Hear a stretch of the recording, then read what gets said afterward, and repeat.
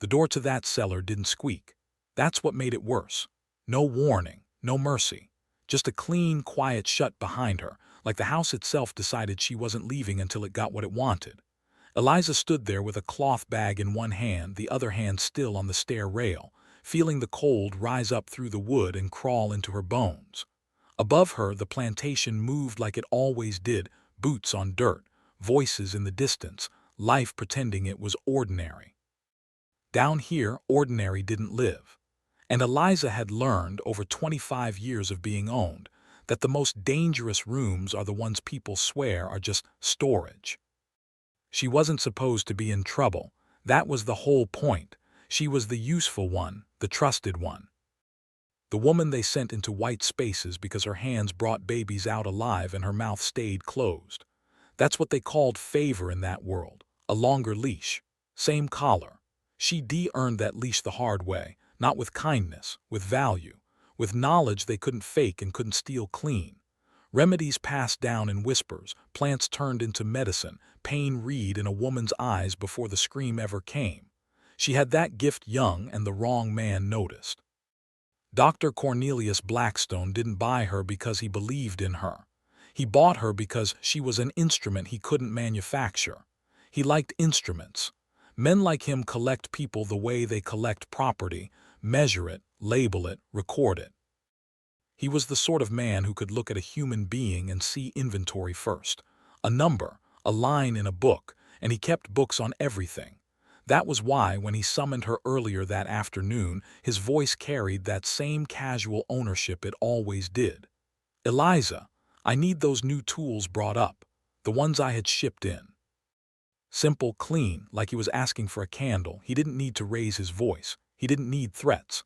The whole place was a threat. The land, the laws, the men with whips who never learned patience, and the doctor himself walking around like a gentleman while he built his fortune on other people's suffering.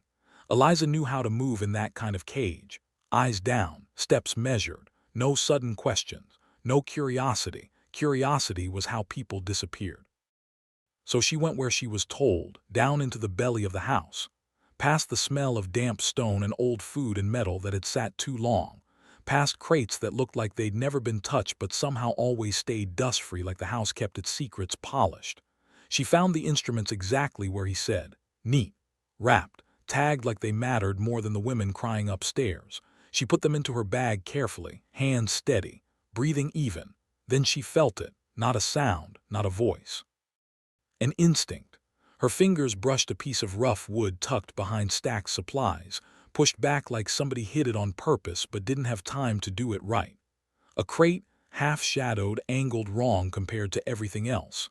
Eliza's body paused before her mind, because her mind had been trained to survive, not investigate. But survival has another side to it, the part nobody talks about, the part that starts whispering when something is off. That crate didn't belong. And down there, a thing that doesn't belong usually belongs to a secret. She told herself to turn away. She didn't. She slid the crate aside with both hands, slow, quiet, like she was stealing air. Behind it sat a leather-bound book, thick and heavy, the kind of thing a man writes when he thinks time will protect him, the kind of thing he doesn't expect the wrong eyes to ever touch. Eliza didn't need a lantern to recognize the handwriting pressed into the cover label. Blackstone's hand was a signature all on its own, crisp, controlled, like he was carving letters into people. The title made her throat tighten, not because she understood it fully, because she understood enough.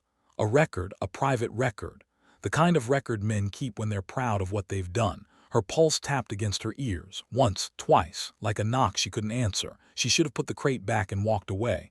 She should have taken the tools upstairs and let the world keep lying to her. But her fingers opened the book anyway.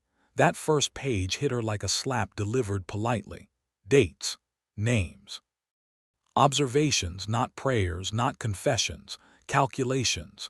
He wrote about pregnant women the way a butcher writes about meat, how much strain it can take before it tears, how far he can push before something breaks. There was no warmth in the ink, no humanity. Just a man testing limits he had no right to test. Eliza stared, eyes scanning faster than she wanted, because once you read something like that, you can't unread it. You can't put yourself back in the safe version of your life. He wrote about forcing labor, not the labor of birth, the labor of fields. Pregnant bodies pushed into heat until their insides couldn't hold. Then he'd note the outcome like it was weather. She turned the page with a hand that suddenly didn't feel like hers. More names. More women she knew, some she'd treated, some she'd held steady while they shook. And then came the part that made her stomach drop. Pain. He wrote about pain like it was a debate, testing it, proving it. And when the results didn't match his ugly beliefs, he didn't change his beliefs. He changed the rules. He wrote that their pain counted less. Not because it wasn't real, because he decided it didn't matter. Eliza's mouth went dry. Her body wanted to stand, to run, to climb those stairs and wash the words off her skin. But her eyes kept moving. Because the truth is, once you realize somebody's been playing you, you start looking for where the game began. And that book was the board. The longer she read, the colder the cellar felt. Like the air itself was backing away from the pages. He wasn't just doing one-off cruelty. This wasn't random evil. This was structure, routine. A system built around the idea that the women on that land weren't people. He wrote about chemicals and extracts and results. He wrote about what he fed them, what he cut, what he withheld. He wrote like the body was a machine and he was the only man allowed to take it apart. Eliza's breathing got shallow. Then she hit the year that changed everything. The entries shifted in tone. Less experiment. More practice. More certainty. The writing got cleaner, almost bored, like he'd found something that worked and now it was just procedure. And then she saw it. A sentence that didn't belong anywhere on earth. It wasn't about the women anymore. It was about the babies, male infants. Her eyes locked on those words like they were a gun pointed at her face. He wasn't describing sickness. He wasn't describing tragedy. He wasn't mourning loss. He was describing strategy. He wrote about newborn boys as future threats. As future trouble. As future rebellion he could erase before it learned to walk. Eliza's knees weakened. She grabbed the edge of a crate to keep from dropping. She read one entry twice because her mind tried to reject it the first time. A birth, a healthy boy, a time noted down to the minute. Then the administration. Then the end.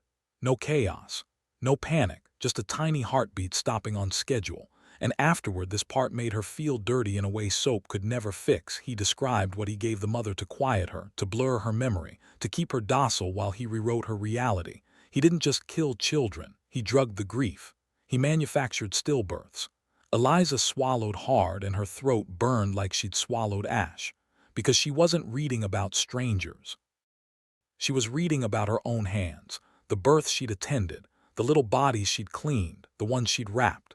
The moment she'd passed a newborn into the doctor's arms because she believed, because she needed to believe that the man with the title knew what he was doing, she had stood there, quiet, useful, a trusted helper.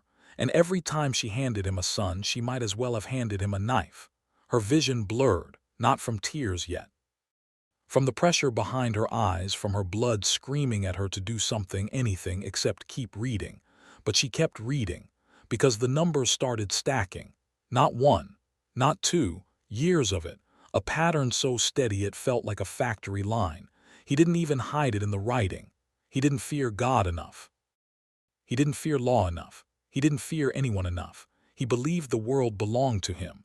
And in that belief he wrote down murder the way other men write down harvest totals. Eliza's mind reached for faces like it was grabbing onto ledges. Ruth. Ruth had begged her with swollen eyes, asking what she did wrong, asking if her body failed her, asking if God punished her. Eliza had soothed her, lied to her, not out of cruelty, out of obedience, out of survival. But now the lie tasted like bile. Catherine, only 16 when she went into labor, gripping Eliza's wrist so hard her nails left marks, asking if it was a boy because she wanted to name him after her father, asking if she could hold him. Eliza remembered saying no because that's what the doctor wanted. She remembered watching Catherine's face collapse like a house losing its foundation. And in this ledger, Catherine's son was just another line, another successful outcome, another proof of concept. Eliza shut the book fast like the pages might leap up and bite her. Her chest hurt, not like sickness, like shame, because now she knew she hadn't just been living under evil, she'd been helping it move, and the worst part, she knew exactly why she never asked questions, because privileges will numb you, they'll make you believe you're safe. A room near the big house. A little money kept aside. A softer tone from the master. That's how they buy your silence. They don't need chains on your feet if they can put them in your mind. Eliza stood there in that cellar, breathing hard, listening for footsteps upstairs. Because now there was a new reality. If Dr. Blackstone caught her with that book, he wouldn't explain. He wouldn't negotiate. A man like that doesn't leave loose ends. He decut her out of the story like she was a mistake. Her eyes dropped to the ledger again. Heavy. Proof. A weapon if it could reach the right hands. A death sentence if the wrong hands found it missing. Eliza slid it under her dress, tight against her body, the leather pressing into her ribs like a warning. She grabbed the bag of instruments with the other hand and moved toward the stairs. Each step up felt like walking toward a courtroom where the judge already hated her. Halfway up, she froze. Above her, somewhere in the house, she heard a floorboard creak, slow, deliberate. Not the busy footsteps of servants, not the light step of a child. A man's weight. A pause. Then another creak closer to the cellar door. Eliza stopped breathing. Because in that moment, with stolen evidence against her skin and the doctor's tools in her hand, she understood something with perfect clarity. Somebody was coming down, and whoever it was, they weren't coming for instruments. Footsteps above her, slow, measured, like whoever was up there didn't rush for anybody on this land. Eliza held still on that stair, one hand locked on the rail, the other gripping the bag of instruments so tight her knuckles turned pale. The ledger pressed against her ribs under her dress, heavy as guilt, heavier than any chain she'd ever worn. The cellar door opened, not all the way, just enough to let a blade of light cut down the staircase. And in that thin light, she saw a shadow stop at the top step. A man didn't have to speak for Eliza to know the difference between passing by and looking for something. This wasn't a servant, this was weight, authority, a man who believes doors open for him. A pause. Then the shadow leaned forward like he was tasting the air. Eliza lowered her eyes, kept her face empty. That was survival, that was practice. You don't show fear to men who feed off it, but her heart didn't care about practice. Her heart was banging like it wanted out. The man stepped down one stair, then another. Wood groaned. The sound rolled down to her like a threat. Eliza's mind started moving fast, not loud, fast and quiet.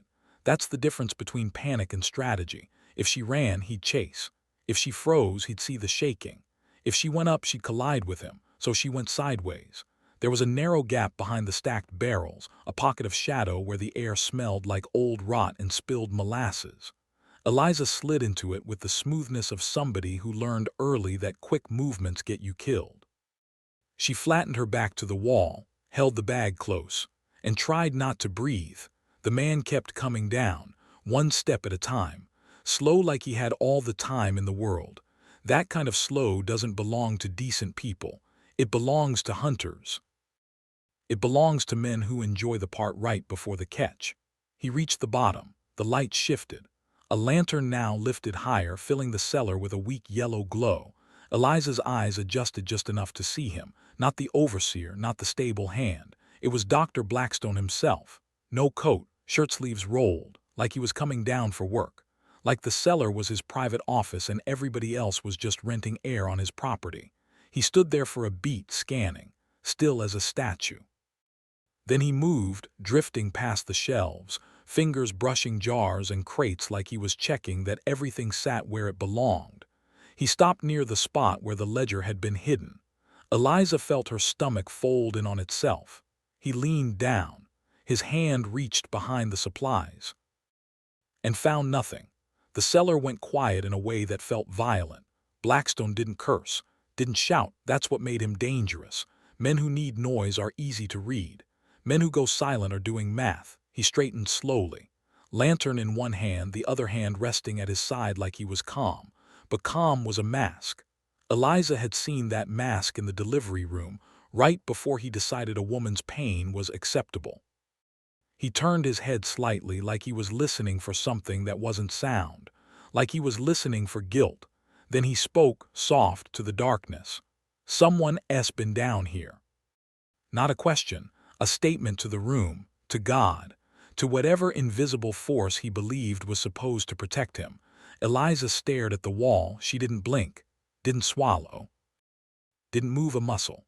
Blackstone walked toward the stairs, slow, stopped, turned back again, sweeping the lantern higher.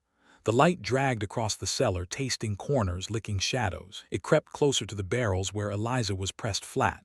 For a second the glow hovered near her shoes. She willed herself not to flinch. That was the moment. The moment where a life splits into two versions, one where you get away, one where you don't. Blackstone's lantern drifted on. He didn't see her. Or worse. He did and chose not to show it yet. He climbed the stairs again, each step deliberate, like he was saving energy for later. The door closed, and this time it did squeak, just a little, like the house was laughing at her.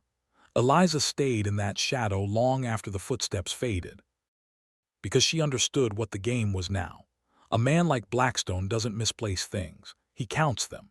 He catalogs them. He sleeps better when he knows where everything is, especially the ugly truths. If that ledger was missing, he'd feel it like a missing tooth. And if he felt it, he'd hunt. Eliza slipped out and moved up the stairs with the kind of control you see in somebody walking through gunfire without running. The instruments in her bag clinked once, and she froze until the sound died. She entered the house like nothing happened. She delivered the tools to his study with steady hands and a neutral face. She watched him accept them without looking at her too long, but she felt his eyes anyway, not on her face, on her shape, on the way the fabric of her dress sat, on whether anything under it didn't belong. He spoke like a gentleman. "Thank you, Eliza, that will be all." She nodded and stepped out.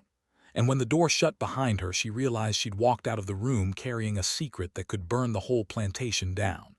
Back in her small room near the main house, Eliza locked the door and leaned her forehead against the wood like she was trying to hold herself together by force. She pulled the ledger out and set it on the bed. It looked ordinary sitting there, just a book. But she knew better. This wasn't paper and ink. This was proof of blood. She opened it again, and now every line felt like it had a heartbeat. Names jumped off the page. Women she still saw every day. Women who nodded at her in the yard. Women who trusted her because she brought life. And now Eliza knew she'd been the front door for death. Her mind started flipping through memories the way a hustler flips through debts.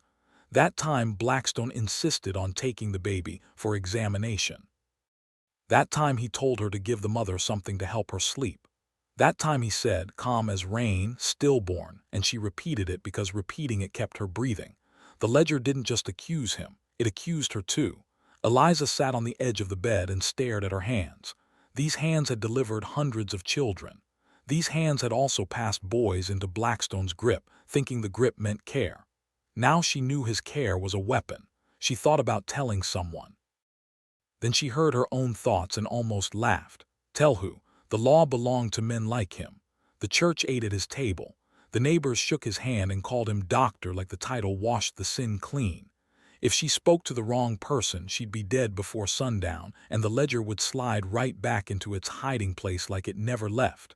So Eliza did what smart people do when they're trapped. She stopped thinking like a victim. She started thinking like an operator. First rule, you don't move until you know who's watching you.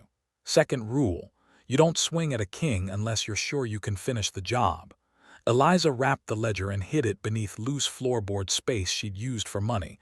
Money she once believed meant freedom. Now it meant options. And then she waited. The next day Blackstone was different, not outwardly, not to the household, not to his wife, not to the men who feared him, but Eliza saw it. He asked for things twice, small things, like he wanted to check whether her rhythm was off. He stepped closer than usual when he spoke, like he was measuring breath. And once, just once, he glanced toward her door when he thought nobody noticed. That's when Eliza understood the truth that hit harder than the ledger itself. Blackstone wasn't just a monster, he was careful, and careful monsters don't let witnesses live long. That evening when the house quieted down and the fields went dark, a soft knock came at Eliza's door. Not loud, not desperate, controlled, 3 taps, a pause, one more, a signal. Eliza didn't answer right away. She stepped to the side of the door, listening. A woman's voice, low. "Eliza, open up." Eliza knew the voice. Kitchen cadence. Someone who heard everything because people talk around her like she's furniture. Sarah. Eliza unlocked the door just enough to slip her face into the gap. Sarah didn't step in fast. She didn't look nervous. Her eyes were steady, hard in a quiet way. The way eyes look when they've been grieving for years and finally found the name of the person they're grieving against. She slid inside and Eliza locked the door again. Sarah didn't sit. She leaned close, voice barely above a breath. "You went into the cellar." Eliza felt her throat tighten. Sarah's gaze didn't blink. "He knows," Sarah said. "Maybe not what you took. But he knows something moved." Eliza said nothing. Sarah nodded like she already had her answer. Then she dropped the next words like a knife laid gently on a table. "I want to know what you're gonna do before he decides for you." Eliza looked at Sarah, really looked at her and saw it. This wasn't curiosity. This was a warning. And the way Sarah said it made Eliza realize something else too. Sarah wasn't just here to talk. Sarah was already in the game. And somewhere in that big house, Dr. Blackstone was sitting in the dark making his own plan with Eliza's name on it. The first dose went into his food 3 nights later. Not dramatic, not obvious. No shaking hands, no spilled plates. That's how real moves get made. Sarah didn't rush it. She never rushed anything. She waited until the kitchen settled into its usual rhythm. Pots clanging, voices overlapping, nobody watching anybody because routine is the best disguise. She mixed it in the same way she mixed everything else. Careful, exact. Like she was seasoning meat for a man who believed the world owed him flavor. Eliza never watched directly. That was the rule they didn't have to say out loud. One watches, one acts, never both at the same time. That night Dr. Blackstone ate like a man with no reason to fear his own table. He read while he chewed. He corrected notes between bites. He drank his wine slow, savoring it. Eliza stood across the room, assisting with his instruments, keeping her posture neutral. She saw his throat move when he swallowed, saw the food disappear. And she understood something sharp and final. The game had crossed a line. There was no undoing this now. The poison didn't announce itself. It never does. That's why men like Blackstone use it. They trust it because it's quiet, because it works on patience instead of force. The next morning he complained of nothing. The morning after that, nothing. By the end of the week, he rubbed his chest once while standing up too fast, frowned like he didn't appreciate his body misbehaving, then carried on. Eliza noticed. Sarah noticed everything. They didn't speak about it. They didn't need to. Every glance carried its own language now. At night, Eliza copied the ledger, not all at once. That would have been sloppy. A few pages at a time, names first, dates second, methods last. She learned his patterns, how he phrased things when he felt proud, how his handwriting tightened when something didn't go exactly as planned, how often the same women's names appeared, like he decided some bodies were safer to ruin than others. She stopped flinching after the first dozen entries. That scared her more than the pages themselves, because numbness isn't peace. It's adaptation, and adaptation is how people survive long enough to do terrible things well. By the second week, Blackstone started staying seated longer. He snapped once at his wife for making noise in the hallway, apologized after. That apology meant more than the anger. Men like him don't apologize unless they feel weakness creeping in. Sarah adjusted the doses. Not more. Smarter. Spacing them so the sickness felt natural, like age, like stress, like God doing what God does. By the third week, he asked Eliza to bring him water twice in one afternoon. That had never happened. He watched her longer than usual when she handed him the glass. "You're quiet lately," he said. Eliza didn't look surprised. "I've always been quiet, sir." A beat, then a thin smile from him. True. But his eyes didn't smile. They searched. He was hunting without knowing what for yet. That night someone tried Eliza's door, not a knock, a test. The handle turned slowly once, then stopped when it didn't give. Eliza sat upright in bed, heart steady, breathing controlled. She didn't move. After a long moment, footsteps retreated.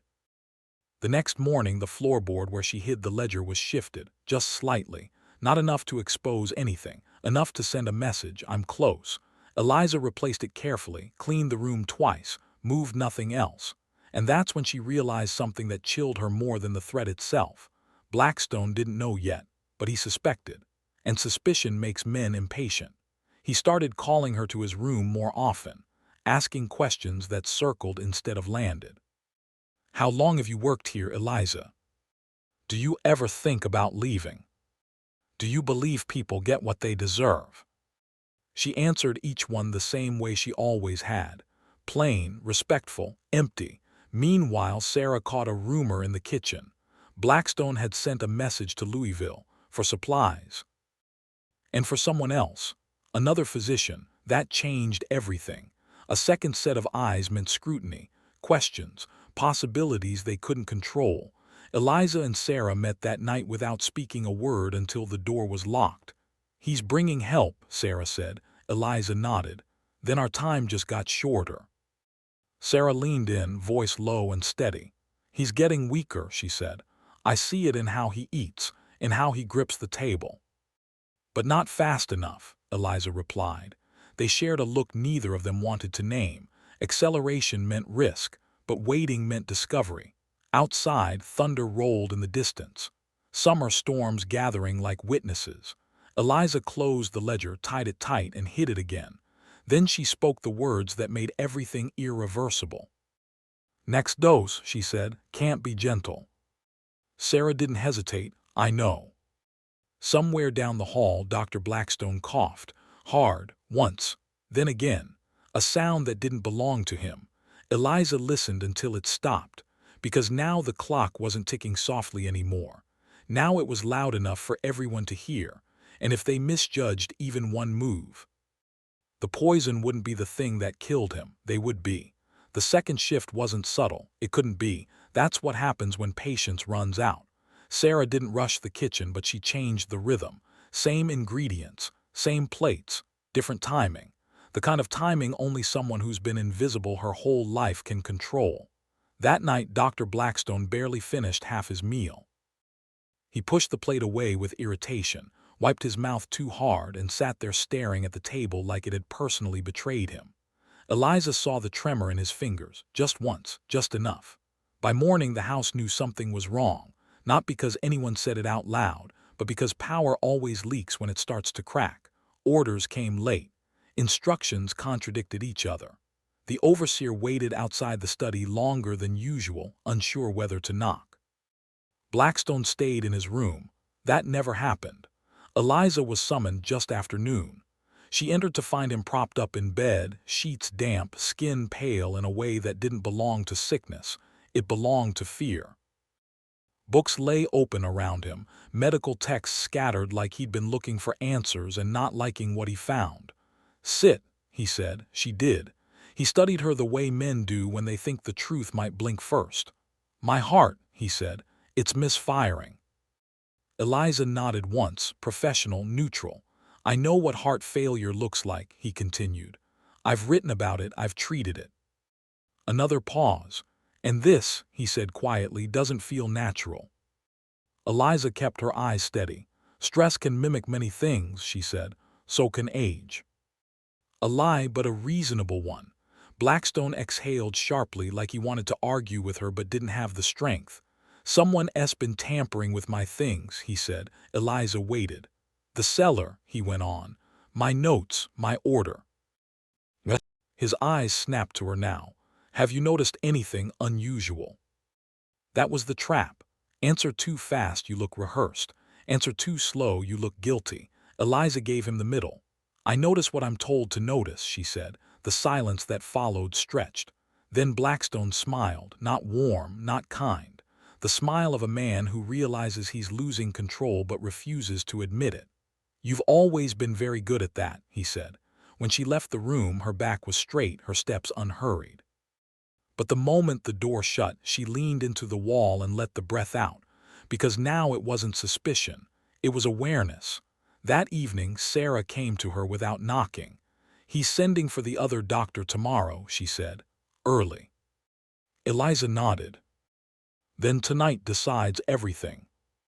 They didn't discuss how much. They didn't discuss names. They didn't discuss what would happen if this went wrong. People who reach this point don't waste time on hypotheticals. Sarah returned to the kitchen. Eliza stayed in her room and waited.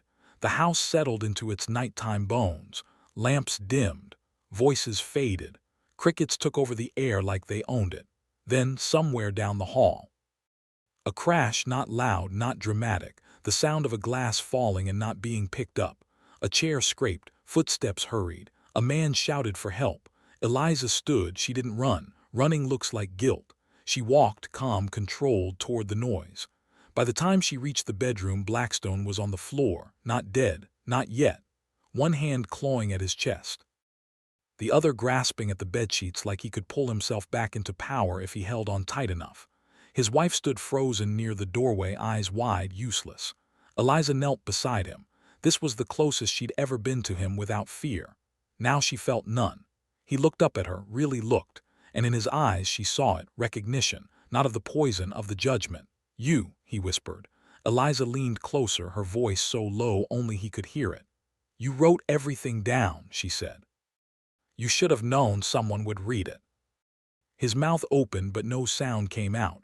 Footsteps thundered in the hall now, people shouting, chaos blooming. Eliza stood and stepped back as if shocked, as if helpless. Blackstone convulsed once, hard, then stilled. The room filled with noise, orders, panic, hands everywhere. But Eliza heard nothing, because she knew something no one else in that room did. This wasn't the end. It was the moment right before it, because if he lived through the night, there would be no hiding, no leverage, no second chances. And somewhere in the kitchen, Sarah was waiting to see whether the devil finally stopped breathing or came back angrier than ever. Blackstone didn't die that night. That was the problem. His heart stuttered, slipped, then found a rhythm again, ugly, uneven, but alive. Enough for him to be dragged back into bed. Enough for a physician's name to be shouted down the hallway like a prayer. Enough for consequences. Eliza stood among the crowd just long enough to look convincing, then faded the way she always had, sideways, unnoticed, already planning 3 moves ahead. By dawn, the house felt different, not mourning, alert, like a corner after a gunshot where nobody knows who pulled the trigger, but everyone knows it wasn't an accident. The other doctor arrived before the sun fully cleared the fields. A small man, clean hands, sharp eyes. The kind who still believed medicine was about saving lives, not controlling them.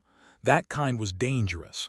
He examined Blackstone for over an hour, listened, tested, asked questions that didn't have easy answers. Eliza watched from the edge of the room, saying nothing unless spoken to. The doctor finally stood, wiping his hands. "This isn't typical failure," he said. "There's interference, something chemical." Blackstone's eyes flicked toward Eliza, just once, just enough. The doctor continued, unaware of the shift in gravity. "I'll need to review his diet, his medications, anything he's ingested in the past weeks." Diet? Eliza felt the word land like a bullet. By midday, Sarah sent word through a girl who knew how to keep her mouth shut.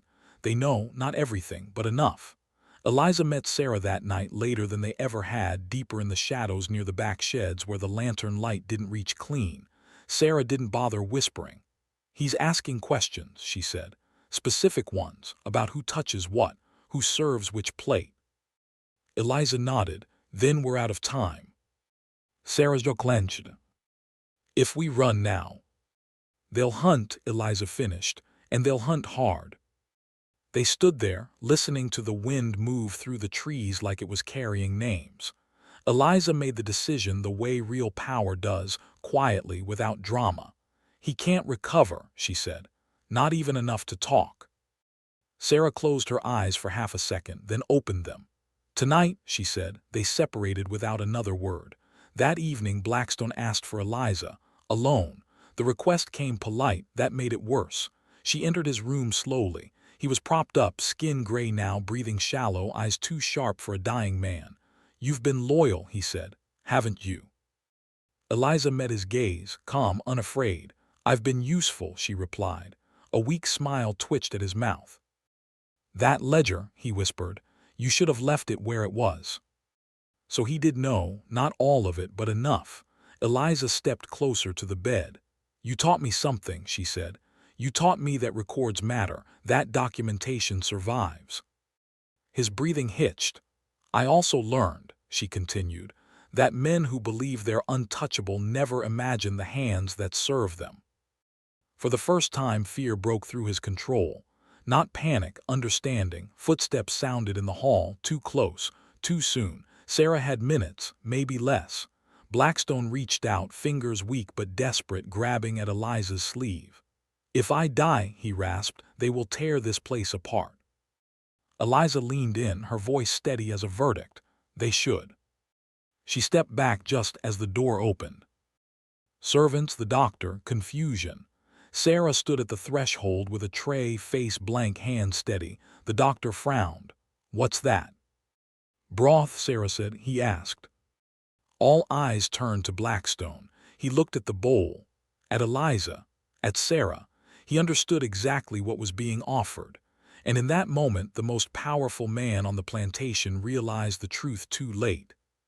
He had built a system so cruel, so precise, that it finally learned how to work against him. Blackstone opened his mouth to speak, to accuse, to confess, to scream, but before a single word came out, Sarah stepped forward, and the room held its breath. Nobody moved. That's how power shifts, right in the pause where everyone's waiting for permission that never comes.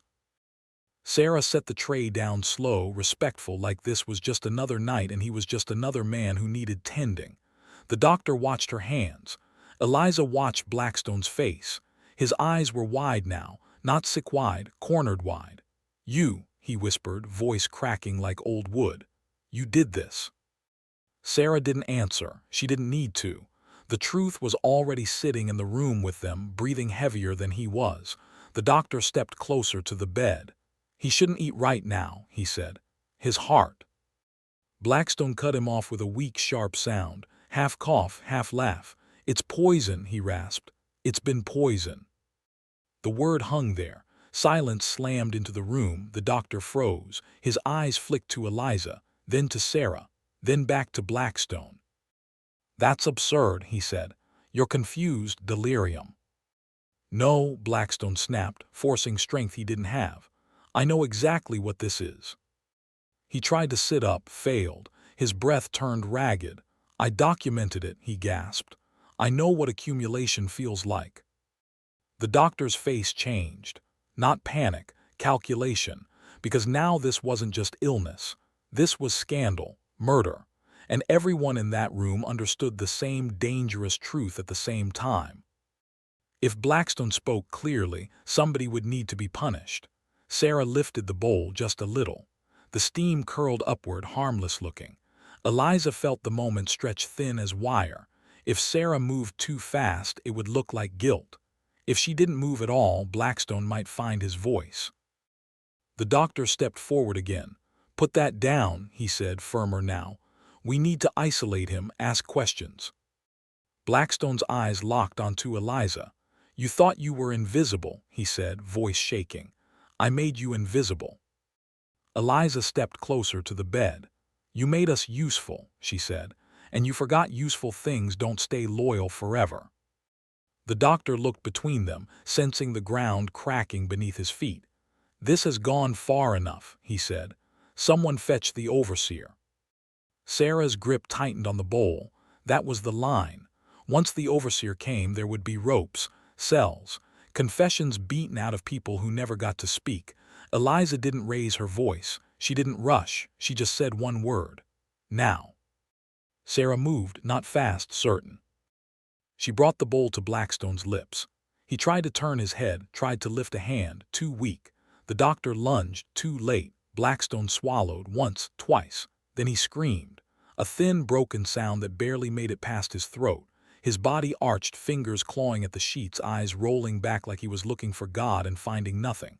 The doctor shouted for help. Servants rushed in. Chaos flooded the room, but Eliza watched only one thing: Blackstone's face. The fear drained first. Then the arrogance. Then the breath. His body jerked once hard, like it was fighting something it finally understood was stronger. Then it went still. The room froze, no one spoke, no one moved. The doctor checked his pulse with shaking fingers, nothing. He leaned back, pale. "Heart failure," he said automatically. The words tasted false even as he said them. Eliza felt the weight lift, not relief, not victory, finality. Sarah set the empty bowl down. Her hands didn't shake. Somebody started crying, not for Blackstone, for the fear settling into the walls, because now there was a dead master. A house full of witnesses, and two women who knew this silence wouldn't last. Eliza met Sarah's eyes across the room. They didn't smile. They didn't nod. They both understood the same thing. Killing him was the easy part. Getting out before the truth caught up. That was where the real danger lived. And somewhere outside, horses were already being saddled, even if nobody had said it out loud yet. By sunrise, the house was lying to itself. That's what rich places do when power dies inside them. They smooth the sheets. They lower their voices. They invent explanations fast enough to stay respectable. Hart gave out. Too much work. Age finally caught him. The words moved quicker than truth ever could. Eliza heard them drifting through halls she'd walked her whole life, spoken by people who didn't want answers, only permission to keep living the same way. The other doctor left before noon. That mattered. He didn't argue, didn't insist on an autopsy, didn't push questions too hard. Men like him know when a house is dangerous. He took the version of events that let him sleep at night and rode away. That bought them hours, maybe less. Blackstone's wife stayed locked in her room, grief mixed with something closer to relief. The overseer took charge of the day like he'd been waiting for it, barking orders, pretending authority fit him. But authority without roots wobbles. Eliza felt it everywhere. Too many glances, too many pauses when she passed, too much silence when Sarah moved through the kitchen. They didn't accuse. They observed. And observation is the first step before violence. Eliza returned to her room and pulled the ledger free one last time. She didn't read it. She already knew it. Instead, she wrapped it tight, layered in cloth, then oilskin, the way you protect something that can't be replaced. Proof only matters if it survives the fire. A knock came. One knock. Soft. Sarah slipped inside and closed the door behind her. "They're saying he'll be buried in 3 days," she said. "Lot of visitors coming." Eliza nodded, which means more eyes. And more questions. Eliza slid the ledger into a satchel already packed with food and money. "We leave tonight," she said. Sarah's jaw tightened. "What about the pages you copied?" "In the false bottom," Eliza replied. "Split apart. If one gets found, the other still speaks." Sarah let out a breath. "You planned this." "I had to." Outside, a shout went up. Laughter. Men drinking already, celebrating the end of a reign without admitting it.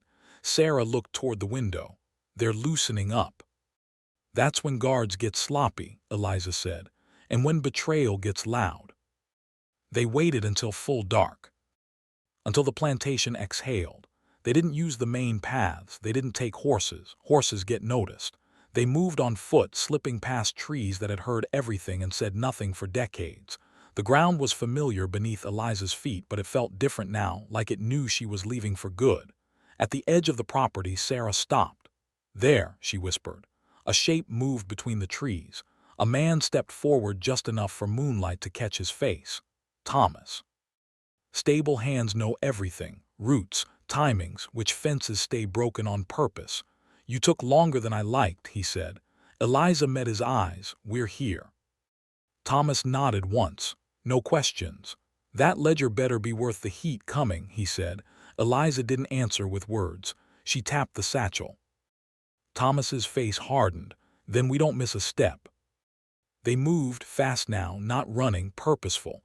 The tree line swallowed them, but the plantation didn't sleep easy. Behind them a dog barked, then another. Thomas cursed under his breath. "Someone noticed," he said. They pushed harder. Branches snapped. Breath got louder. A shout rang out behind them. A lantern flared to life in the distance. Eliza didn't look back. She knew this much. The house would wake up soon, and when it did, it wouldn't mourn its master. It would hunt the people who knew too much. They reached the riverbank just as hoofbeats thundered somewhere behind them. Thomas stopped short. "There's supposed to be a boat," he said. The water was empty. No boat, no rope, no mercy. Another lantern appeared through the trees. Closer this time, Sarah grabbed Eliza's arm. "Someone sold us out." Eliza stared at the dark water, then back toward the lights cutting through the woods. Two paths, neither clean. And in that moment, with dogs closing and truth heavy on her back, Eliza understood. Surviving Blackstone had only been the first test. The real question was whether the truth she carried would live longer than she did, because if they caught her now, the ledger wouldn't just disappear, she would. And the river waited silent, like it was listening, waiting to see which choice she'd make. The river didn't rush them. That was the cruel part. It moved slow and dark, like it had all night to decide whether it cared who crossed it and who didn't. Lanterns bobbed through the trees behind them. Voices sharpened. Dogs pulling hard enough to choke themselves. Thomas swore under his breath. Boat should have been here. Sarah didn't panic. She never did. Panic wastes air. Who knew the signal? She asked. Thomas didn't answer right away. That told Eliza everything. Not everybody, Thomas said finally. Just one. Eliza nodded once. Betrayal always travels light. The shouts got closer. A man laughed, the wrong kind of laugh. The kind you hear when somebody thinks the hunt's already over. Eliza stepped toward the river's edge and tested the mud with her foot. It sucked at her shoe like it wanted payment. "Current's slow," she said, "but it's cold." Sarah was already untying her shoes. "Cold don't kill fast, men do." Thomas shook his head. "If you go in there with that bag, you'll sink." Eliza opened the satchel and pulled the ledger free. For the first time since she took it, she hesitated. This book had weight beyond paper. It was names, proof, futures that never got born. If it went under, the truth went with it. Lantern light flared brighter behind them. Someone shouted her name, not angry, confident. Eliza wrapped the ledger tighter, then made a decision without asking permission from fear. She split the bundle. Half the pages went into Sarah's dress, sealed flat against her body. The original ledger, heavy, dangerous, she handed to Thomas. "You know roots," she said. "You know hands I don't." Thomas stared at it. "They catch me." "They'll catch somebody," Eliza cut in. "Make sure it's not all of us." A dog barked close enough now that Eliza could hear its breathing. Thomas nodded once. That was a man accepting a weight he didn't ask for. "I'll take the long way," he said. "If I make it north, this gets seen." He disappeared into the trees without another word. Sarah looked at Eliza. "You sure?" Eliza didn't answer. She stepped into the river. The cold bit hard, stole breath like a slap. Mud grabbed at her calves, tried to keep her like the plantation had. She pushed forward anyway. Sarah followed, teeth clenched, silent. Behind them, a lantern hit the bank. "There!" Someone shouted. A gunshot cracked the night. The sound skipped off the water and vanished. Eliza waded deeper until the river pulled at her waist, then her chest. The current tugged sideways, not strong but relentless. Sarah stumbled. Eliza caught her arm. "Don't fight it," Eliza said. "Let it carry you." They angled downstream, using the river like cover, letting the dark swallow their outlines. Another shot rang out, too high. Men don't shoot well at what they can't see. The dogs reached the bank and went wild, barking at the water, confused by the cold and the moving scent. Lanterns danced along the shore, frantic now. Eliza let herself slip under once, just long enough to break the line of sight, then came back up gasping, heart pounding steady and hard. They drifted until the voices faded. Until the lanterns became stars again. Until the only sound left was water and breathing. Far downstream, they crawled onto a muddy bank, soaked, shaking, alive. Sarah laughed once, quiet, sharp, almost a sob. Eliza lay on her back, staring at the sky. They'd lost the plantation. They'd lost any chance of going back. And somewhere behind them, men were already rewriting the story of Dr. Blackstone's death. But the truth wasn't finished. It was split now, moving in different directions, harder to kill. Eliza closed her eyes, knowing one thing for certain. If even one piece of that ledger reached daylight, the hunt wouldn't stop with them. It would spread. And the men who thought the river ended this story were about to learn something dangerous. This was just the crossing. They didn't rest long. That's how you stay alive after a crossing. You keep moving before the cold settles into your bones and tells you lies about stopping. Eliza wrung out her dress with hands that didn't shake anymore. Shock had burned itself out. What was left was focus. Sarah scanned the tree line, listening past the night sounds. "They'll split," she said. "Some stay with the river, some fan out." Eliza nodded. "They'll expect us to head north." "So we don't," Sarah said. They cut east first, deep into brush thick enough to claw skin. Thorns tore fabric. Roots grabbed ankles. Every step cost something. Eliza welcomed it. Pain kept her present. They moved until dawn smeared gray across the sky, then found a hollow between two fallen trees where the ground dipped and leaves piled thick. Not comfort, cover. They lay there, breathing slow, counting heartbeats instead of minutes. Voices passed once, close enough to hear boots scrape stone. A man laughed again, the same laugh from before. Eliza memorized it. When the sounds faded, Sarah whispered, "If Thomas gets caught." "He won't talk," Eliza said. Sarah looked at her. "How do you know?" Eliza's voice stayed calm. "Because if he does, it won't save him." That was the truth of it. Men like Blackstone built systems where mercy never entered the math. Anyone who understood that learned fast not to beg. By mid-morning, hunger crept in sharp and distracting. Eliza broke a piece of bread, split it clean, handed half to Sarah. They ate without speaking. Food tastes different when it's earned. By evening, they reached the edge of unfamiliar land. Smaller farms, less order. More eyes that didn't belong to one man. That was safer and more dangerous. They knocked on a door just after dark. A woman answered, older, sharp-eyed, took one look at their soaked hems and said, "You're late." No names exchanged. Inside, a fire burned low. The woman handed them dry cloths and soup without questions. "Men came through earlier," she said, looking. Sarah froze. The woman waved it off.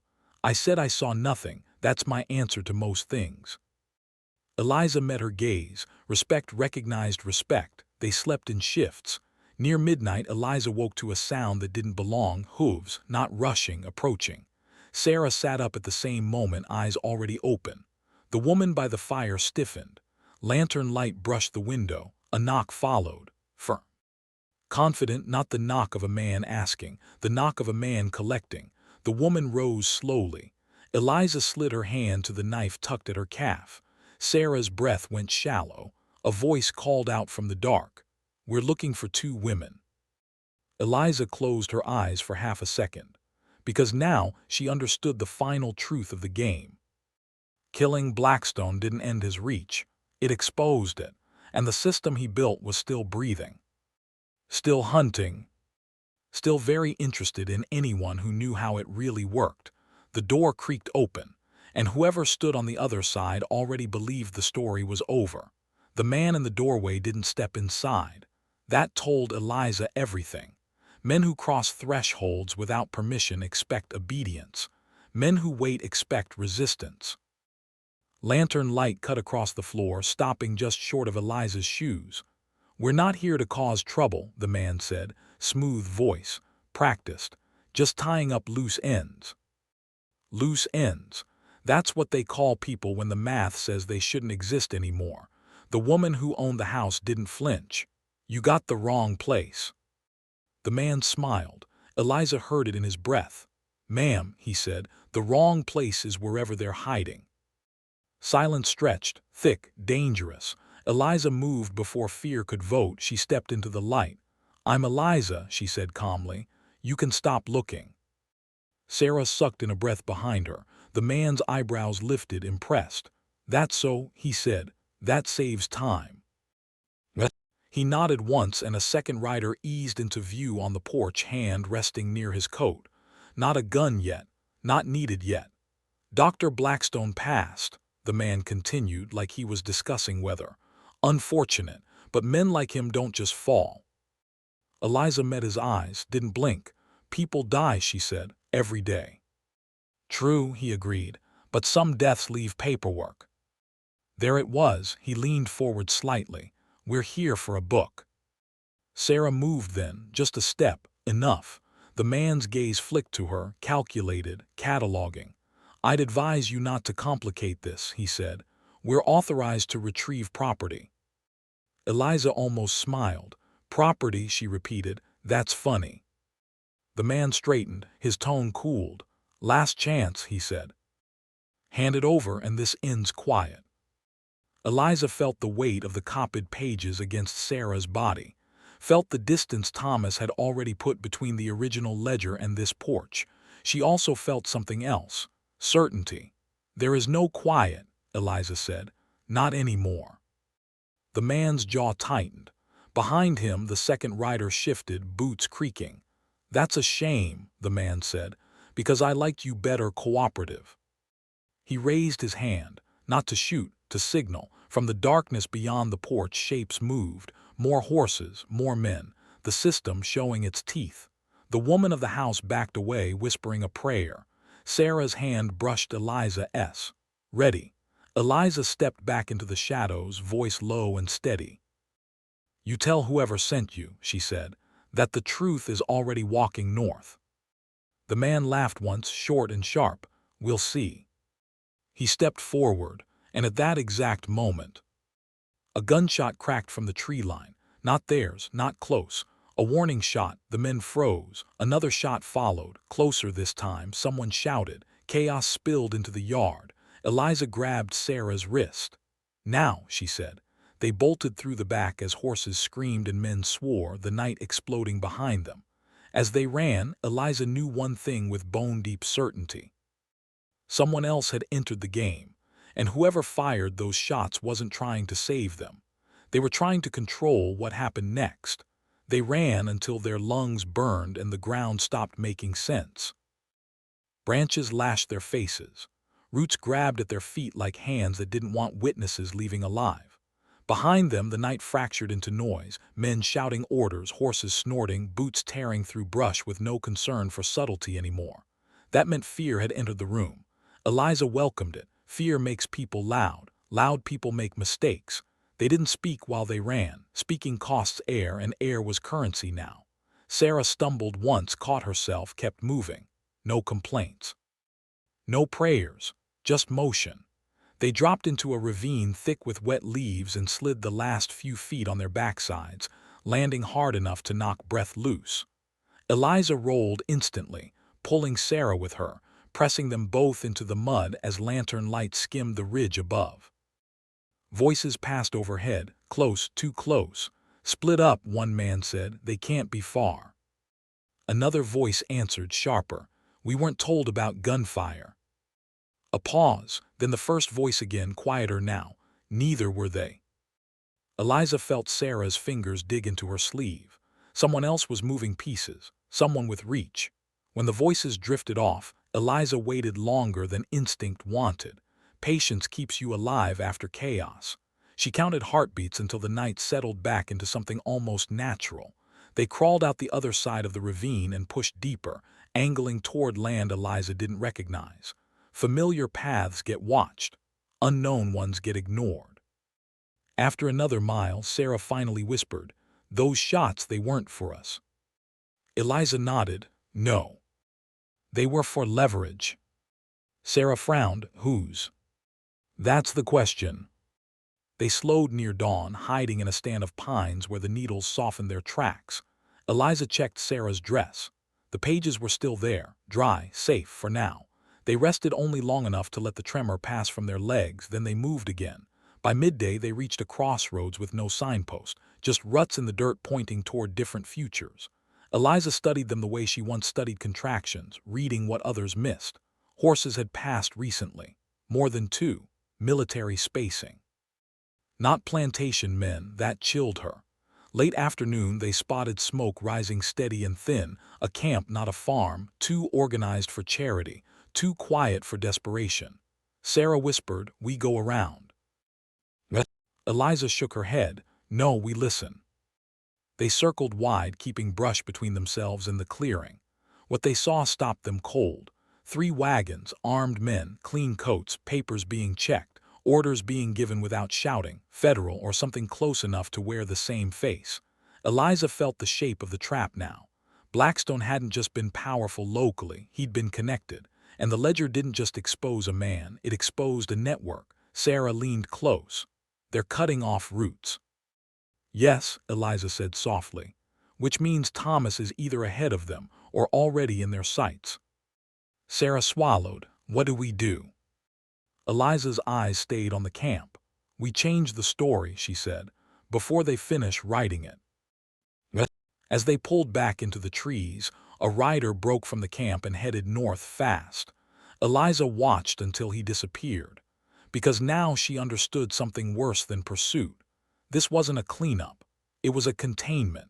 And somewhere ahead, the truth was about to collide with people who didn't care whether it lived. Only whether it stayed controlled. They didn't chase the rider, that's what amateurs do. Eliza watched the dust settle where he disappeared, then turned her back on it like it was already decided. When power moves fast in one direction, it leaves blind spots behind. We go opposite, she said. Sarah nodded. No questions left between them now.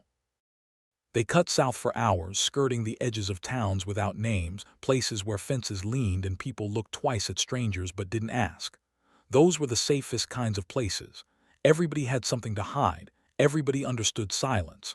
By nightfall, they reached a low ridge overlooking a road that carried more wagons than it should have for that time of year. Supply road, government contracts, men who didn't smile. Eliza crouched and studied the tracks. They're funneling, she said, pushing traffic toward one exit. Sarah's mouth went dry. And if Thomas takes that exit, he runs straight into them. The thought hit hard, but Eliza didn't let it slow her. We need noise, she said, not gunfire, information. Sarah frowned. We don't have a press. No, Eliza said. But we have mouths. They moved into the nearest town just after dark. Eliza changed her gait, her posture, her voice. She became what she needed to be: tired, scared, believable. They found a church first. Churches hear everything. Eliza spoke to a woman sweeping the steps, her voice just loud enough for the right ears. My sister lost her boy at Blackstone, she said. Stillborn, they told her. Funny how many boys went stillborn there. The woman stopped sweeping. Sarah took the next turn, whispering to a man outside a tavern. Doctor in Kentucky died sudden, she said. Funny thing, he kept books, real detailed ones. By midnight the story had legs, not facts, not proof, suspicion. That was enough. Men like Blackstone survived on certainty. On people believing the world worked a certain way. Suspicion cracks that open. They didn't stay to watch it spread. You never admire your own fire. They left town before dawn and cut back north, taking paths that twisted like bad intentions. By the second day they felt it, the pressure easing just slightly. Like hands loosening on a throat, but danger doesn't vanish. It adapts. That afternoon they spotted a lone rider ahead, not rushing, waiting. Eliza stopped. The rider turned his horse slowly, showing his hands. Empty. Thomas. Alive. Relief hit hard enough to almost knock Eliza off her feet, but she didn't move fast. Trust is expensive now. He dismounted carefully. I heard the whispers, he said. You did good work. Did you deliver it? Eliza asked. Thomas nodded. Split it. Just like you said. 1 copy's already with people who don't scare easy. Sarah let out a breath she'd been holding since the river, but Thomas didn't smile. They're moving faster now, he added. Not to catch you. Eliza's eyes narrowed. Then what? To bury it, he said. Discredit, disappear witnesses, make noise until truth sounds like rumor. Eliza felt the old calm settle in, the kind that comes when the board is finally visible. Then we don't run anymore, she said. Sarah looked at her sharply. What? Eliza's voice stayed low. Certain. We step into the light, not all at once. Just enough that killing us costs more than letting us speak. Thomas studied her, then nodded slowly. Dangerous, he said. Eliza met his gaze. So was staying quiet. A horse whinnied in the distance. Too close, not friendly. Thomas mounted up. I'll draw them east, he said. You head for the city. There are men there who print faster than they think. Sarah grabbed Eliza's hand as Thomas rode off, dust rising behind him like a signal. The sound of hooves followed from the opposite direction. Closer, multiple. Eliza turned toward the trees already moving. Because now the hunt wasn't about capture, it was about erasure. And the men coming through that road didn't need to know whether Eliza was guilty. They just needed to make sure she never finished speaking. The city didn't greet them. It assessed them. Brick and smoke and movement stacked so tight you could disappear without dying. Eliza felt it the moment they crossed the last stretch of road. This place didn't care who you were, only what you carried and how loud you planned to be about it. That made it dangerous. That made it perfect. They didn't go straight to the printers. That would have been a mistake. Men who print truths for a living know better than to trust strangers who arrive chased. Instead, Eliza went where information always leaks first. A back room above a shop that sold nothing worth stealing. A place where men argued quietly and listened loudly. A place where names mattered less than timing. She didn't introduce herself. She laid a single copied page on the table. No speeches. No begging. Just ink, dates, and a dead man's handwriting describing a crime he thought would never leave his walls. The room went still. One man picked it up. Another leaned closer. A third said nothing at all, which mattered more than the rest. This real? Someone finally asked. Eliza met his eyes. You already know the answer, she said. Silence. Then the question that decides everything. How many more pages? Sarah placed the bundle on the table and loosened the cloth just enough to show volume. Not everything. Enough. The man who hadn't spoken finally did. If we print this, he said, people will die. Eliza nodded, calm, honest, yes. And if we don't, he continued, this disappears. Yes. He studied her. You understand what you're asking. Eliza leaned in just slightly. I'm not asking, she said. I'm telling you it's already out. You're just deciding whether your name, S on it. That landed. Men like him don't like being late to history. They agreed to verify, to compare handwriting, to cross-check names. That bought time, not safety. Outside, the pressure tightened. Eliza felt it in the way footsteps slowed near doorways, in the way strangers looked too long, in the way Sarah caught reflections in windows that moved when they moved. That night someone followed them back to where they were staying. Not close. Careful. Eliza stopped suddenly at a corner and turned. The shadow stopped too late. They locked eyes for half a second, long enough. He didn't run, he smiled. That's when Eliza understood the last truth of the game. They weren't trying to stop the story anymore. They were trying to shape it, make it messy. Make it personal, make it sound like revenge, hysteria, rumor. And for that they needed her alive just long enough to ruin her. Eliza went back inside and packed. Not everything, just what mattered. She handed Sarah the remaining pages. Tomorrow, Eliza said, you go public without me. Sarah's head snapped up. No. They need a villain, Eliza continued. A face they can drag, a woman they can dismiss. Sarah's voice broke. Not you. Eliza took her hands, steady, unafraid. I'm not disappearing, she said. I'm becoming expensive. A knock came at the door, not loud, not soft, official. Eliza smiled once, thin and knowing. That's my cue, she said. Sarah grabbed her. If they take you. They won't, Eliza said. They'll try to own me first. She opened the door. Men stood there with clean coats and careful expressions, papers ready, words prepared. Eliza, one said, we'd like to ask you a few questions. Eliza stepped into the hallway willingly. Behind her, Sarah watched, clutching the truth to her chest, and Eliza knew. This was the last time she'd walk anywhere without an audience. Because once you step into the light like this, there's only one way the story ends. Not with escape, with exposure. They never put her in chains. That surprised people later. Men like that don't rush to violence when paper can do the job cleaner. They took Eliza into rooms with good light and bad intentions. Asked questions that weren't meant to be answered. Repeated her words back to her with just enough twist to make them sound dangerous. Wrote notes they never let her read. They offered protection. They offered silence. They offered a version of the story where Dr. Blackstone was a sick man and Eliza was a bitter woman who mistook grief for truth. All she had to do was agree. Eliza listened, calm, respectful, let them talk themselves tired, because she knew something they didn't, while they were shaping her. Sarah was already speaking. The first pages hit print 2 mornings later, not all of them. Enough. Names, dates. Language so cold it couldn't be mistaken for rumor. A dead man condemning himself in his own hand. By the time Eliza was released pending further inquiry, the city was already murmuring. By the time officials called the documents unverified, 3 presses had reprinted them. By the time they tried to discredit Sarah, churches were reading excerpts aloud. That's the thing about truth when it finally escapes its cave. Doesn't need permission anymore.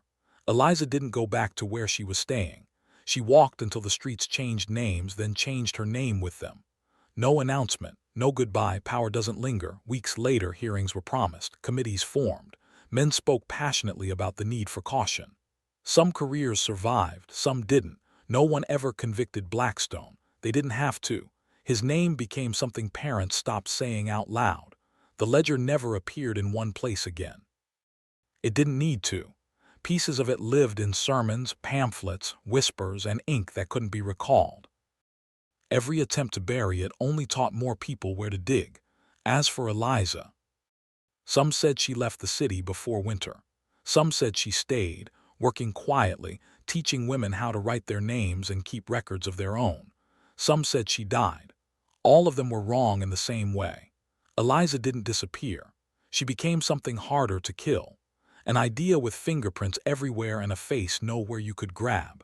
And the men who thought this story ended with a dead doctor learned the last rule of the game too late. You can silence a person. You can't silence proof, especially when it's already learned how to walk.